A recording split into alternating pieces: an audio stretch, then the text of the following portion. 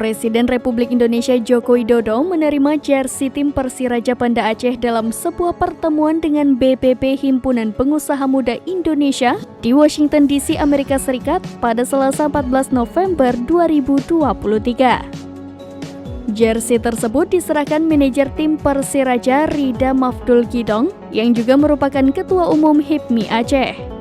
Pria yang akrab disapa Gidong ini menceritakan Presiden Jokowi menyambut sangat baik ketika dirinya menyerahkan jersey tim kebanggaan rakyat Aceh itu.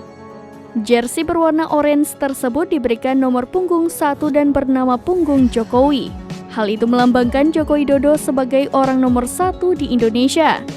Ketika memberikan jersey tersebut, Gidong menceritakan Jokowi langsung tersenyum dan teringat masa lalunya saat masih menetap di Aceh. Diketahui Presiden Joko Widodo pernah bekerja di Aceh sebagai salah satu karyawan di perusahaan PT Kertas Kref Aceh Persero pada tahun 1985 sampai 1988.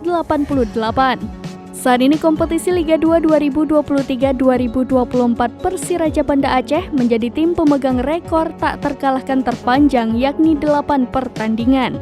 Laga terakhir kemarin, Persiraja juga sukses menahan imbang Sriwijaya FC 0-0 di Palembang. Tim berjuluk Laskar Rencong itu kini menempati posisi puncak klasemen sementara grup 1 Liga 2 2023-2024.